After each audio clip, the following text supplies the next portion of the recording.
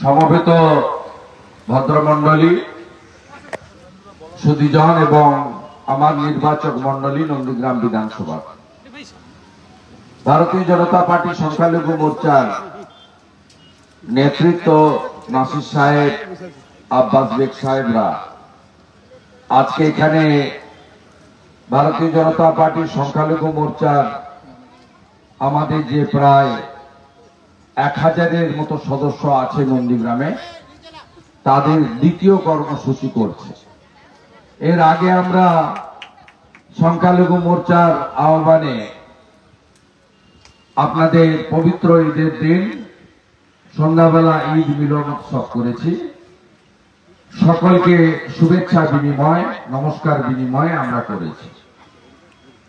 আজকে আপনাদের দ্বিতীয় কর্মসূচি নির্বাচনের প্রাক্কালে আমি আপনাদের প্রতি কৃতজ্ঞতা জানাবো যে একটা প্রাচীর মাঝখানে তৃণমূল কংগ্রেস নিজেদের চুরি করার জন্য, ভোট ব্যাংকের জন্য তৈরি করে রেখেছিল হিন্দু আর মুসলমান। বিজেপি হিন্দুদের পার্টি আর মুসলমানদের হামদর্দি পার্টি হচ্ছে তৃণমূল কংগ্রেস। এই প্রাচীরটাকে আপনারা অনেকে সাহস নিয়ে গত কয়েক মাসে ভেঙে দিয়েছেন। তাই আমি আমার রাষ্ট্রবাদী সংখ্যালঘুদেরকে, যারা ভারতে জন্মেছেন, ভারতেই মাটিতে যাবেন, ভারত মাতার যারা সুসন্তান, তাদেরকে ধন্যবাদ এবং অভিনন্দন জানাবো। মান্যবর মেঘনাথ পাল মহোদয় এক্ষেত্রে বিরাট ভূমিকা নিয়েছেন, তাকে ধন্যবাদ। সঞ্চালক গৌতম ভাই আছেন, মন্ডল প্রেসিডেন্ট, তাকে ধন্যবাদ। ব্লক কনভেনার অভিজিৎ ভাই, অশোক করণ, এরা আছেন, তাদের ধন্যবাদ। আমাদের ধনঞ্জয় বা শ্যামল সাউরা আছেন, তাদেরও ধন্যবাদ।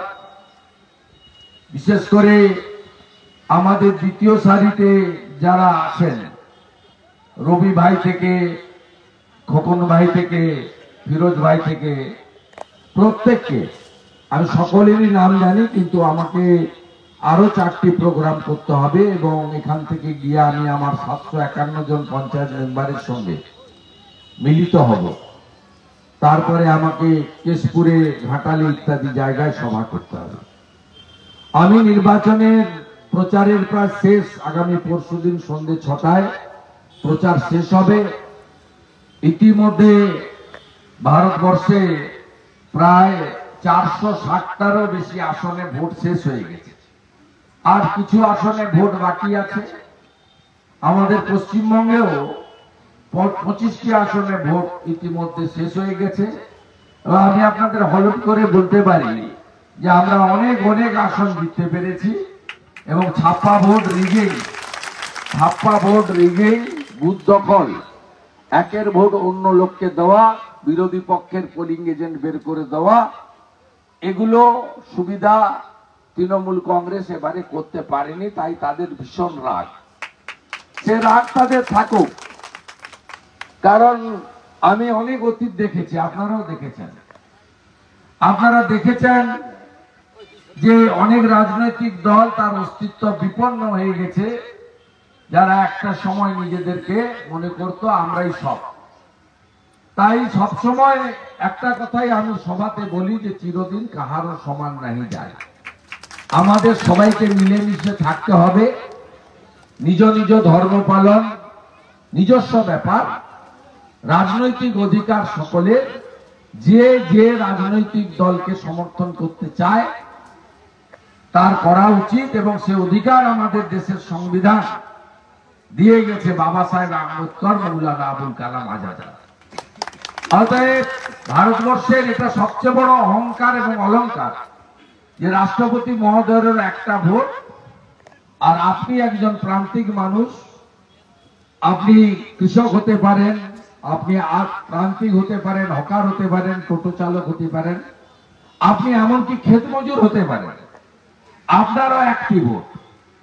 অতএব আলটিমেটলি দিনের শেষে গিয়ে আমাদের সকলের সাংবিধানিক ক্ষমতা কিন্তু এক। সেখানে কোনো বর্ণ, ধর্ম, সম্প্রদায়, সেখানে উঁচু নিচু অর্থশালী, বিত্তশালী, ক্ষমতাশালী, প্রভাবশালী এমন কোন বাজ বিচার নেই। সবাই আমরা সমান, এটা আমাদের ভারতবর্ষের সংবিধান দিয়ে গেছে। স্বাভাবিকভাবে আমি চাইব যে কেবলমাত্র সনাতন হিন্দুদের সমর্থনে অভিজিৎ গাঙ্গুলি মহোদয় নন্দীগ্রাম থেকে লিড পাবেন তা নয়, কারণ ভুল বুঝিয়ে রেখেছিল বলে আমি আপনাদের বেশি ভোট পাইনি। বুথগুলো আমি হিসাব করেছিলাম, আমি 400 মতো রাষ্ট্রবাদী মুসলিমদের ভোট পেয়েছিলাম 21 সালে। মীনাক্ষী ব্যানার্জি সিপিএম এর প্রার্থী, তিনি 9 নং বুথে লিড করেছিলেন মুসলিম বুথে, আর তিনি 1200 ভোট পেয়েছিলেন। বাকিটা মমতা বন্দ্যোপাধ্যায় পেয়েছিলেন ভয় দেখিয়ে, গায়ের জোরে এবং মিথ্যা কথা বলে। সেই মিথ্যাগুলো পরে পরে প্রমাণ হয়েছে, মিথ্যাগুলো প্রমাণ হয়েছে। মমতা ব্যানার্জি একাধিকবার নন্দীগ্রামে 21 সালে বলেছিলেন যে এনআরসি হবে, সিএ মানে এনআরসি, আপনাদের সবাইকে এখান থেকে তাড়িয়ে দেবে বিজেপি এলে। আজকে আপনারা 18টা রাজ্যে বিজেপি আছে। আমাদের এখানকার ছেলেরা যারা দর্জির কাজ করে বা অন্যান্য কাজ করে, তারা সুরাটে, নাগপুরে, পুনেতে ভর্তি, সব বিজেপি শাসিত রাজ্যে কাজ করে, সেখান থেকে রোজগার করে এখানে পাঠায়, সংসার চলে। তারা ঈদের সময়, উৎসবের সময় এখানে আসে। তাদেরকে যদি আপনি জিজ্ঞেস করেন তোমার শিক্ষায় হস্তক্ষেপ করে সেখানকার বিজেপি সরকার, উত্তর হবে না, আমি ভালো আছি, আমি এত খারাপ নেই। তুমি ধর্মচারণ করা, তোমার যে ধর্ম পালন, সেখানে কেউ বাধা দেয়?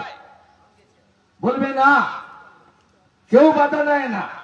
সেখানে কি সাধারণ সংখ্যালঘু মুসলিমদের উপর অত্যাচার হয়? উত্তর আসবে না, অত্যাচার হয় না। সেখানে গুন্ডা দমন করা হয়। সে গুন্ডার নাম শাহজাহান শেখ হতে পারে, আর উত্তম হাজরা হতে পারে, শিবু হাজরা হতে পারে, বা উত্তম সর্দার হতে পারে। নাম দেখে, পদবি দেখে, ধর্ম দেখে হয় না, গুন্ডা গুন্ডাই হয়। আর ভারতীয় জনতা পার্টি যেখানে যেখানে সরকারে আছে, সেখানে গুন্ডা দমন করা আমাদের কাজ। কোন জাত, ধর্ম, সম্প্রদায় দেখে হয় না। এই ভারতীয় জনতা পার্টি তো প্রথম ভারতবর্ষের রাষ্ট্রপতি করেছিল এপিজে আব্দুল কালামকে, সংখ্যালঘু মুসলমানকে। ভারতীয় জনতা পার্টি নিচে বসায় না, মুসলিমদের উপরে বসায়। নাজমা হেপতুল্লাহকে রাজ্যপাল অটল বিহারী বাজপেয়ীজি করেছিলেন। আরিফ মোহাম্মদ খান কেরালার রাজ্যপালকে নরেন্দ্র মোদীজি করেছেন। আমরা এগুলো করি না।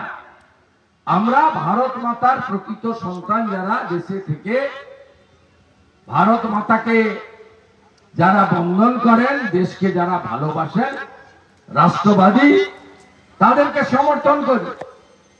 আজকে উত্তরপ্রদেশের যোগীজি তৃতীয়বারের সরকারে ক্ষমতায় আছে। দেওবন্দ মাদ্রাসা, সবচেয়ে বড় মাদ্রাসা ভারতবর্ষে, তালাচাবি লাগিয়েছে। আজকে 7 বছর তিনি ক্ষমতায় আছেন। মিথ্যে কথাগুলো এখানে বলে চুরির লাইসেন্সটা বের করে নিয়ে চলে যায়। আমফানের টাকা ঝাড়বো, শৌচালয়ের টাকা ঝাড়বো, 100 জনের টাকা মারবো, আবাস যোজনার টাকা চিটিংবাজি করব, ঠিকাদারি করব, নিজের পুরো পরিবারকে যেখানে যত ছোট কাজ আছে দেব। প্রাণী মিত্রা হলেও 1,500 টাকা হলেও নিজের পরিবারকে দেব, আর নইলে বিক্রি করবো টাকার বিনিময়ে। এই ব্যবসাটা করার জন্য এখানে তৃণমূলের কিছু লোক সংখ্যালঘু চাদর পরে বিজেপি হিন্দুদের পার্টি জয় শ্রীরাম বলে।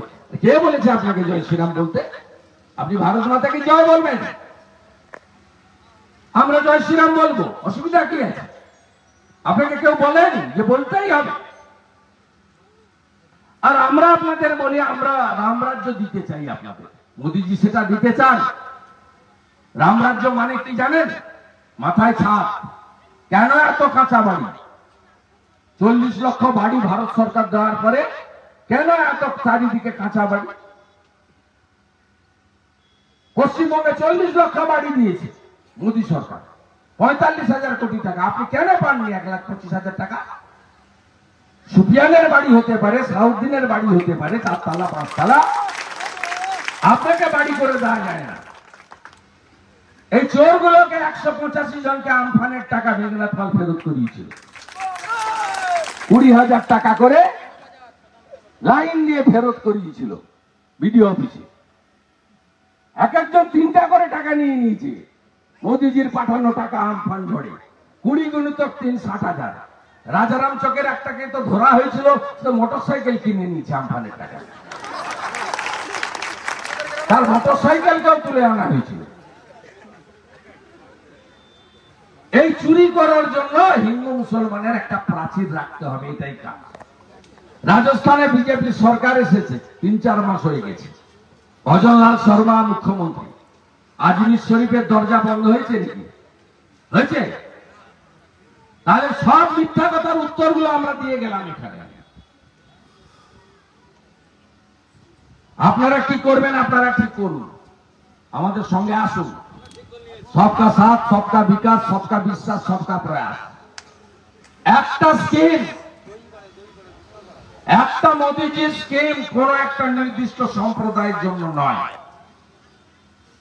আপনি যে রেশনটা আনছেন না, এটা পিসির রেশন নয়, ভারত সরকারের রেশন। এটা বিজেপির রেশন আমরা বলি না, আমাদের বলতে শেখায়নি। আপনারা আমার ট্যাক্সের টাকা কেন বলবো বিজেপির রেশন, মোদিজির রেশন? ওরা বলে লক্ষ্মীর ভান্ডার আমাদের টাকা, বন্ধ করে দেব। ওর বাপের টাকা বন্ধ করে দেখ। 3,000 টাকা দিব বিজেপি, ওটা বিজেপি স্কিম। আসামে 2,500 দিই আমরা, মধ্যপ্রদেশে 3,000 টাকা দিই। তাই আপনাদের কাছে এই নির্বাচনে আমি বলবো, অভিজিৎ বাবু জিতবেন, কেউ আটকাতে পারবে না, ঝড় আছে। আপনাদের মধ্যে সবারই শিক্ষা দীক্ষা আছে কিছুটা। আপনি একটু ভোট দিতে যাবেন, 3টা নাম আপনার এখানে আছে, আমি প্রতীক ছেড়ে দিলাম। অভিজিৎ গাঙ্গুলির নাম আছে, সায়ন ব্যানার্জির নাম আছে, মূল পার্টি যেগুলো বলছে, দেবাংশু ভট্টাচার্যের নাম আছে। আপনি যদি বলেন আমার তমলুক সংসদীয় কেন্দ্র থেকে আমি দিল্লিতে পাঠাবো এমন একটা লোককে যে প্রধানমন্ত্রীর সঙ্গে কথা বলতে পারবে, আমার এলাকার কাজকর্ম তুলে ধরতে পারবে, আপনি নিজেই ঠিক করে নেবেন যে আমি কাকে ভোট দেব, আমাকে বলার দরকার হবে। আর যদি ওদের মতো ওদের কথা বিশ্বাস করে কিছু ইমাম সাহেবকে লাগিয়ে দিয়েছে, 2,500 টাকায় মমতা ব্যানার্জির কাছে বিক্রি হয়েছে, এগুলো উচিত? আমরা কোন মন্দিরের পুরোহিতকে দিয়ে লিফলেট করেছি? সে ব্যক্তিগতভাবে কেউ ইমাম সাহেব, পুরোহিত সাহেব বলতে পারে, তারও রাজনৈতিক অধিকার আছে। কিন্তু একটা রাজনৈতিক দল তার হয়ে কেন কিছু ইমাম সাহেব, সব ইমাম সাহেব নয়, অনেকে তো 2,500 টাকা নেয় না। আমাকে অনেক ইমাম সাহেব বলেছে একটা শুক্রবারেই তো 2,500 টাকা উঠে যায়, আমি কেন নিতে যাবো সরকারের টাকা? আমার তো ইমানে এসব লেখা নেই। আমার সুদ খাওয়া নেই হিসাবে, নিয়মে। আমার ধর্ম কাজ করার জন্য আপনারা দেখবেন, আমরা যদি পুজো দিতে যাই, হিন্দু লোক যারা, আমরা পুজোর টাকা কাউকে দিতে দিই না। পুজো আমার কাজ, আপনার কাজ নামাজ পড়া, প্রেয়ার করা, সেটা আমাদের নিজস্ব ব্যাপার, তার সঙ্গে সরকারের কোনো সম্পর্ক নেই। আচ্ছা বলুন তো, এই রইজুদ্দিন পুরকাইত সাহেব একটা লিফলেট ছেড়েছেন। আমি এই ইমাম সাহেবকে বলি, 2021 সালের পরে সংখ্যালঘুদের বা মুসলিমদের উপর যে অত্যাচারগুলো পশ্চিমবঙ্গ সরকার করেছে, আপনি সেদিন কেন মুখ খুলেননি? আনিস খানকে যখন আমতায় 3তলা বাড়ির ছাদ থেকে রাত্রি 1:30টার সময় ঠেলে ফেলে মেরে দেয় মমতা ব্যানার্জির পুলিশ, সেদিন কেন ইমাম সাহেব আনিস খানকে খুন করলো কেন? দোষী পুলিশের শাস্তি চাই বলেন। রামপুরহাটের বক্তই ওই বুথে, আপনার এখানে যেমন বেশ কিছু বুথে আছে 2-3টা করে ভোট আমরা পেয়েছি, বাকি সব ভোট ওরা পেয়েছে। রামপুরহাটের বক্তই বলে একটা গ্রাম আছে, জানা হয়ে গেছে আপনাদের, সেখানে বিজেপি মাত্র 17টা ভোট পেয়েছিল 21 সালে, রামপুরহাটে মুসলিম গ্রাম। সব তৃণমূল পেয়েছে। সেখানে শিকল তুলে গরিব মুসলমান মহিলাগুলোকে পুড়িয়ে মারল, 7টা মহিলা 4টা বাচ্চা। মমতা ব্যানার্জি যাওয়ার আগে কিন্তু আমি গেছি, কারণ আমি রাজ্যের বিরোধী দলনেতা, শুধু রাজনৈতিক স্বার্থ দেখি না। যেখানে সরকার সরকারি দলের দ্বারা আক্রান্ত হয় আমি যাই। সেদিন কেন ইমাম সাহেব বলেনি যে এতগুলো নিরীহ মুসলিম মহিলাকে শিশুকে পুড়িয়ে মারলো, সরকার এটা ঠিক করছে না, শাসক দলের লোকরা করছে, ওখানে তো বিজেপি নেই। যেদিন ফুরপুরা দরবার শরীফের পীর সাহেবের ছেলে, তার রাজনীতি আলাদা, সে আইএসএফ করে, আমি বিজেপি করি, আমার সঙ্গে কোনো সম্পর্ক নেই। কিন্তু তিনি ফুরপুরা দরবার শরীফের পীর সাহেবের বাড়ির ছেলে। কলকাতার ধর্মতলায় তার টুপি ধরে কে টেনেছিল? কেন্দ্রীয় পুলিশ না রাজ্য পুলিশ? দাদা হুজুর আবু বকর সাহেবের বাড়ির ছেলেকে 39 দিন জেল কে কাটিয়েছে? নরেন্দ্র মোদী না মমতা ব্যানার্জি? কদিন আগে পুকুরের উপর বাড়ি করেছিল, প্ল্যান ছাড়া, 5তলা বাড়ি, গার্ডেন দিচ্ছে, ধপ করে বাড়িটা পড়ে গেল। ফিরাদ হাকিম চাপা পড়েনি, কাউন্সিলর শামস ইকবাল 4 কোটির গাড়ি চড়ে, সে চাপা পড়েনি। 12টা গরিব মুসলমান মারা গেছে। আপনাদেরকে ব্যবহার করছে তেজপাতার মতো, তরকারিতে লাগে, খাওয়া যায় না। কোভিডের ভ্যাকসিন আপনি আমি আলাদা লাইনে নিয়ে নিইনি, আলাদা লাইন হয়েছিল ভারত সরকারের ভ্যাকসিন। ইমাম সাহেব বলছেন হিন্দুত্ববাদী নেতা নরেন্দ্র মোদী, ইমাম সাহেব যেটা ভ্যাকসিন যে নিয়েছেন সেটা কি হিন্দু ভ্যাকসিন ছিল? মোদীজির ভ্যাকসিন আলাদা আলাদা নিয়েছেন সবাই, ভারত সরকারের ভ্যাকসিন লাইনে দাঁড়িয়ে একসঙ্গে নিয়েছে। রেশন আনতে যাই আমরা মাথা পিছু 5 কেজি করে চাল বা গম বা আটা, আলাদা লাইন হয়, হিন্দুর আলাদা, মুসলিমের আলাদা। একটা স্কিমের নাম বলুন, আমি বলবো ভোট দিতে হবে না, সব তৃণমূলকে দিন। যে স্কিমটা শুধু হিন্দুদের জন্য করেছে নরেন্দ্র মোদী, একটা স্কিমের নাম। বরঞ্চ নন্দীগ্রামে 30,000 ছেলে, 22,000 মুসলমান, 8,000 হিন্দু ছেলে বাইরের রাজ্যে কাজ করতে গেছে, সব বিজেপি রাজ্যে।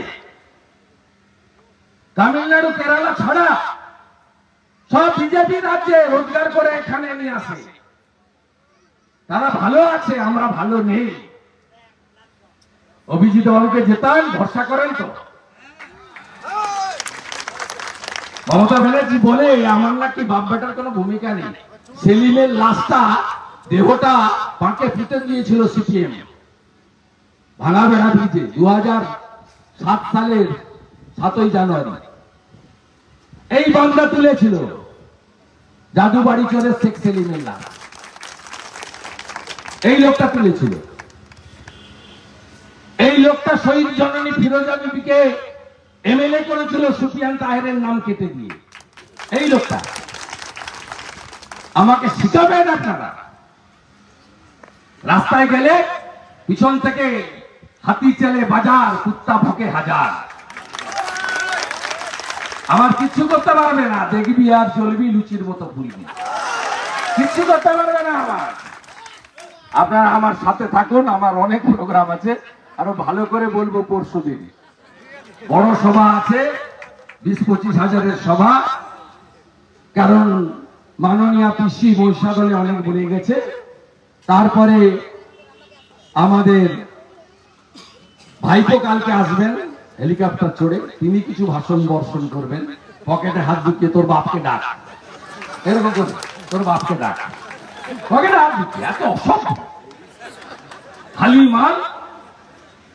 6 থেকে 11 নন্দীগ্রামের লড়াইতে কেউ দেখেছে? মা বেটাকে কেউ দেখেছে? 14ই মার্চের পরের দিন সকালবেলা এসেছিল, বলছে মাথা ঘুরে গেছে, অন্ধকার বলে অজ্ঞান বলে ছুটে পাইনি। হত কাটবো আমি, কই খাবে তুমি? সঙ্গে আছেন তো? আছেন তো? ভোট 1 নম্বর বোতামে দেবেন তো? আমি আবারও বলি, শুধু সনাতন হিন্দুদের ভোটে নয়, সবাই মিলে আমরা ভারতবাসীর ভোটে, নন্দীগ্রামবাসীর ভোটে, আমরা সবাই ভোটার, মাঝখানে কোনো প্রাচীন নেই। একসঙ্গে জেতাবো এবং কমসে কম 30,000 লিড অভিজিৎ গাঙ্গুলি যাতে নন্দীগ্রাম থেকে পায়, সে ব্যবস্থা আপনারা করবেন। আর বলে দি ভয় পাবেন না, আমি সমস্ত এলাকাতে আপনার নিরাপত্তার জন্য যথাযথ ব্যবস্থা নিচ্ছি। 23 তারিখ থেকে ক্যাম্প চালু হয়ে যাবে সেন্ট্রাল ফোর্সে। প্রত্যেক বুথে 8 জন করে কেন্দ্রীয় সুরক্ষা বাহিনী থাকবে, আর প্রত্যেক গ্রাম পঞ্চায়েতে 2টো করে কিউআরটি থাকবে কেন্দ্রীয় বাহিনী। কোথাও কোনো পাড়াকে বাধা দিলে, কাউকে বাধা দিলে 15 মিনিটের মধ্যে পিটিয়ে সোজা করে সবকে নিয়ে আসবে। আর গোটা 5-7টা গুন্ডা এখানকার প্রধানও খুব লাফাচ্ছে, বেশি লাফাবেন না, লাফালে শাহউদ্দিনের মতো অবস্থা হবে, লাফালে হাবিবুর রহমানের মতো অবস্থা হবে। একটু স্লো চলুন বন্ধু। শামসুল মিয়া বড় লাফাচ্ছে, এই যে ব্যাংকে চাকরিটা পেয়েছে না, 7 মিনিটটা জাল, আমি ঠিক করবো ভোটের পরে, বলে গেলাম ঠিক করবো আমি। আমার খাতায় নাম উঠে গেলে খুব মুশকিল আছে, আর কেউ না জানুক, নন্দীগ্রাম জানে। আর আপনাদের বলি, আমরা 12টা প্রদান করেছি, আপনি আসুন হরিপুরের প্রধান।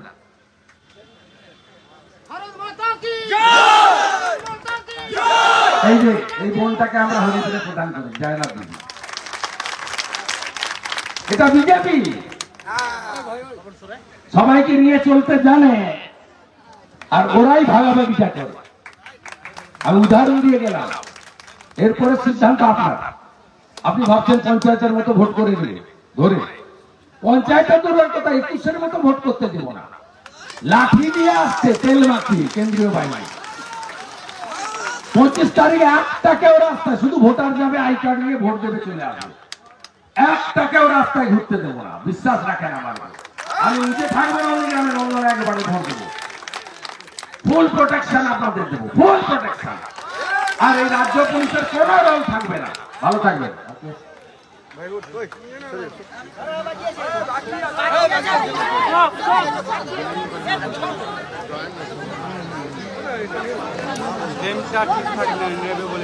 এই আব্দুল মান্নানের কীর্তি দেখুন, 100 দিনের কাজ না করে টাকা তুলেছে। আব্দুল মান্নানের স্ত্রী আঞ্জুমা খাতুন, দেখুন চোরদের কারবার দেখুন, যেখানে পাবে টাকা ঢেড়ে দিবে। ওই জন্য চিৎকার করতে থাকো, আমিও দেখতে থাকি। সরকার আমি করবো, রাজ্য সরকার আমি করবো, দেখবেন এখন থেকে ভদ্র হয়ে যাবে। আমাদের রাবিয়া বিবি মহোদয়,